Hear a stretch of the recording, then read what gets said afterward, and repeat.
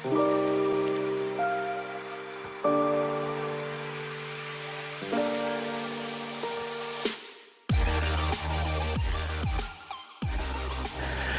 guys, we are going to talk about football as a school of life. Before we talk about grassroots and youth, whether we are doing right and wrong, whether we are going to produce players and not, we need to establish ourselves why football. What would football bring? So that's why football is as a school of life. To discuss this topic, we have got two personalities. This is Lokman Baharuddin. Lokman has been in football for over 30 years. He has been in the old school, he has been in the new school, so he can really give you a perspective into football. He's a qualified coach, so he qualifies himself to talk about football and coaching and so on. On the other side is KESEVAN. KESEVAN has been involved with Subang Jaya Community Football, which is very well known in Klang Valley. Many players have come out of it, girls and boys. KESEVAN is the chief administrator now. And we have invited him to talk about what football has brought to his community, that is the Subang Jaya community. And to start off, welcome. Thank you for setting off time to join us. What do you think? To your knowledge, both of you, what do you think football has brought to you first, based on how you grew up with football, and what do you think football will bring to the current generation? Lokman. Okay, it's solely based on my football experience. When I start playing, it's just for the love of it. So when I grow older, as adults players, then I learn how to share something, okay, with the players. Then in fact, during my playing days, I have my first license at the age of 25, which I'm still playing. Then from there I grow. Then I think football is something that can be shared, it can be taught, okay.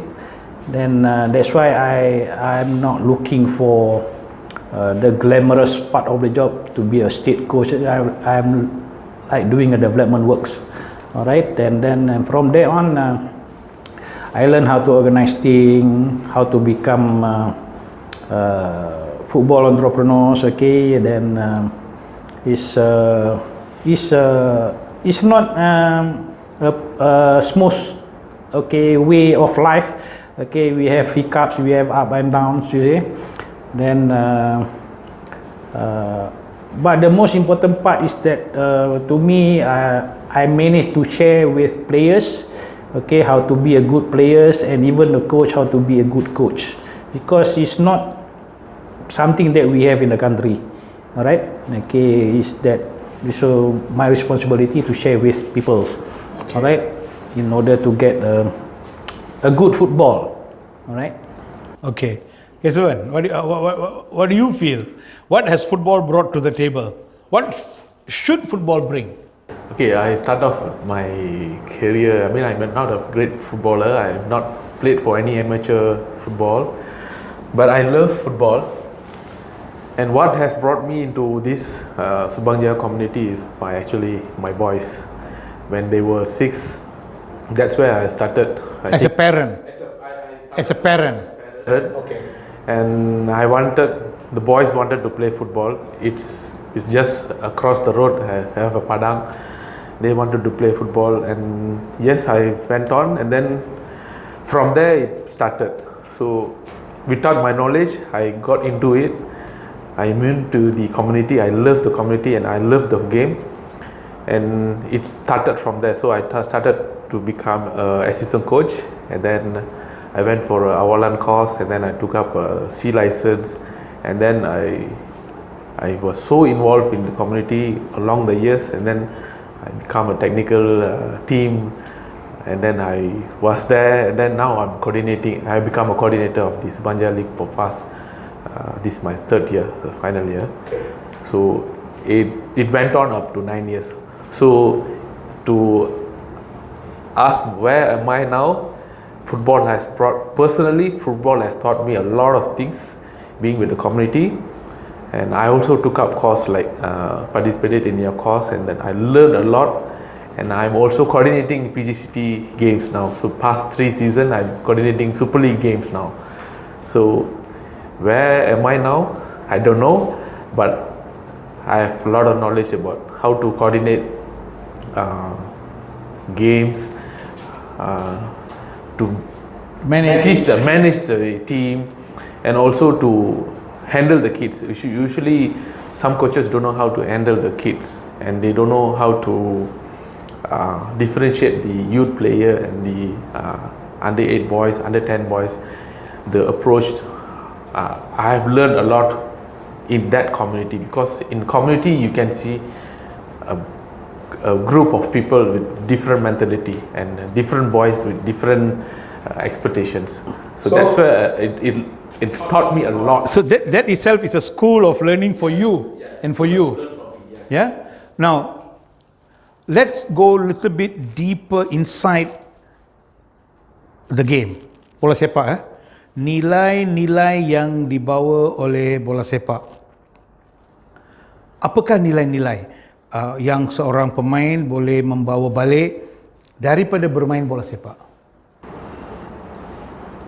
Yeah, of course, all this perkara-perkara ni semua we have to start from young to get something. Right? When they maybe they finish playing, they be, somebody, right? And that is later. Now a boy who, let's say a 6-7-year-old boy who comes and joins your football training center, okay, and he goes through a training period for 10 years with you. Because one point that we all of us need to understand is, if 100 boys come to your center, they train with you for about 10 years, only about 8 or 9 boys will become professional. Right? Agreed? Yeah. We've agreed that point. Now, kalau 8 atau 9 pemain, 10 lah kita ambil lah, 10%. 90 orang baki, what will happen to them? They must also be shaped by the philosophy and good governance of their own character. Because this 90% of these boys, mungkin seorang jadi doktor, seorang jadi lawyer, seorang jadi pegawai daerah, tapi dia akan membawa dengan dia nilai-nilai. They have to carry with them some quality. That's what we are talking about. How can football shape a human being? Because we are in the industry, parents are watching. Some parents shy away, say no lah, not football lah, I don't want lah. I'm trying to say, hey, send your kid to football. Kita akan membentuk dia. Of course, there are some bad coaches who scold them and so on, which we will be discussing, which they shouldn't. If you look at foreigners, come on lad, it's okay. We say, bodoh, saya dah cakap sama awak, bodoh. No, this is not shaping them. This is what we want to talk about. Now you tell me, we go point by point. What do you think is the first thing that comes to your mind yang boleh memupuk, membentuk seorang anak, whether he becomes a professional player or not is secondary. The growing up and the shaping from your community football, from all those years you have been doing work with KLFA, what are the values you think you can put in? Okay, let me share with you something very, it catch my eye. Okay, I've seen a parent. She brought the boys wanted to play football. I think she got 2 boys, if I'm not mistaken. This one was 3 years ago, and he came. Usually we have the assessment before we absorb the boy, slot them in the team. And during the assessment, the boy was standing behind the mom. I mean, he's hiding behind the mom, and he was like 7 years old. He doesn't want to mingle. He doesn't want to socialize himself. He's very scared, and he was like, okay. Then one of our assessor spoke to him, and he agreed to come on. And then the match day, also he did the same thing, and he was very quiet. The game went on, and he was very quiet. I saw the progress of this boy progress so well, and after match day 5, 6, and I started to see the development itself in between very short period in his character itself. Seeing that football teaches him to socialize himself and to mingle with everyone, and I think he have learned something valuable that football teaches him in that moment. Yeah. Okay. Now I caught that word of socializing. Malaysia is a multiracial country, and I think it is very important for our children, all the different groups of children, to mingle and understand. I remember those days when I was heading the national under 18 and under 14 team. When we take a national under 14 team abroad for a competition, we always put a Malay boy and an Indian boy in a room. We put a Chinese boy and a Malay boy, a Chinese and an Indian. As far as possible, with the number of people we have, we will try to mix. Let's say we don't have enough Indians and Chinese boys in the team. We will put a boy from Kuala Lumpur and one boy from Kelantan. We won't put 2 Kelantanis together. We won't put 2 Terengganu, 2 East Coast. We always mix, because even among the Malays, there is a difference of culture from where they come from. So we want them to learn and respect and grow. So, point taken. Lokman. Yeah. Another quality that we can take back from football. He said one coexist. What you say is you saw this character grow, learn to coexist with others. Okay, now. Okay, the one thing because I experienced it. Okay, is respect. Okay, and the players to be independent. Okay, say for example with my programs, I never allow parents to tie the lace. Okay, I ask them to tie it by themselves. Okay, who cannot, denda 10%. Okay, things like that, just to make them learn to tie on their own. Even when they want to wash, I don't allow parents, even at 6 years old. Okay, I don't allow parents to help the kids. All right. Then another experience I have is the big brother is being bullied by the younger brother. All right. In my program. Okay, the parents told me, ask for my help. What should I do? Okay, to stop the younger one from bullying the elders. Right. So what in fact I take the challenge. Okay, you give me 3 months. Okay, it's a Chinese student. It's not easy for me, being in the Malay community. Okay, then to learn into the Chinese behavior and culture, to change all these things. So when I took the elder brother aside, and I focused on him for 3 months. And at the same time, I'm watching the younger brothers. Okay, but through the field, it will happen in the house. Okay. So after 3 months, Transfer of knowledge. transfer the knowledge. Yeah. Alright. So after 3 months, the mother, in fact, I have a bet with the mother, with the parents. Okay, kalau you boleh buat ni, I belanja you makan lah. Okay, so I kata it's no problem, it's my duty. Alright. Then after 3 months, what happened? The parents told me, the younger brother is not scared, but with the respect of the brothers as his elders, so they no longer bully. Alright, so the eldest is controlling the situation in the house lah. It's not in the bad manner, but then in the sopan ways of doing things lah. Alright, so the parents very happy. Okay, and one more thing, I have 3 example here. Satu lagi parents punya issue.